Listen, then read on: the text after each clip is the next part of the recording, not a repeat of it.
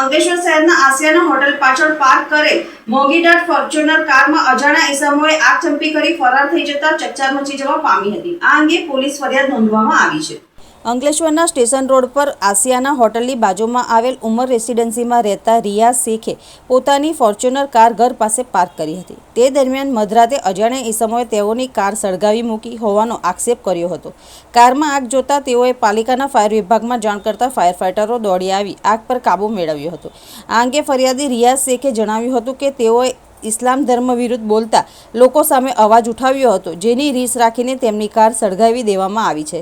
સાથે તેમની હત્યા પણ થઈ શકે તેવી તેમને આશંકા વ્યક્ત કરી હતી। આ મામલે તેઓએ અંકલેશ્વર એ ડિવિઝન પોલીસ મથકમાં જાણ કરતા પોલીસ કાફલો સ્થળ પર આવી પહોંચી તપાસ હાથ ધરી હતી।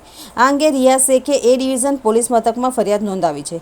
પોલીસે આ મામલે વધુ તપાસ હાથ ધરી છે। મારું નામ રિયાઝ શેખ છે। મેં સ્ટેશન રોડ આસિયાના હોટલની બાજુમાં ઉમર રેસિડેન્સી આવી છે, ત્યાં રહું છું। કાલે રાત્રે 1:30 થી 2:15 ગાળાના અંદર મારી ગાડી સળગાવી નાખવાનું ષડયંત્ર કરવામાં આવ્યું છે ને મારી ગાડી સળગાવીને એ લોકો ભાગી ગયા છે।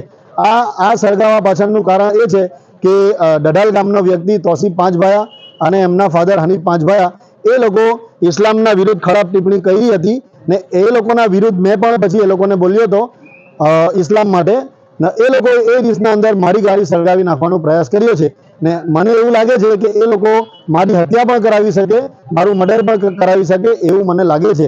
એ માટે આ વિડીયો મેં આપું છું મીડિયાને ને મેં ઇસ્લામ માટે અવાજ ઉઠાવ્યું છે ને મેં ઉઠાવતો જ રહીશ ને એવા કોઈ પણ ધર્મ હોય, કોઈ પણ ધર્મના વિશે કોઈ પણ વ્યક્તિ આવીને કોઈ પણ ટિપ્પણી કરશે એને અમે વખોડી નાખીશું ને એના અગેન્સ્ટમાં અમે લડશું કાનૂની કાર્યવાહીથી। જય હિન્દ।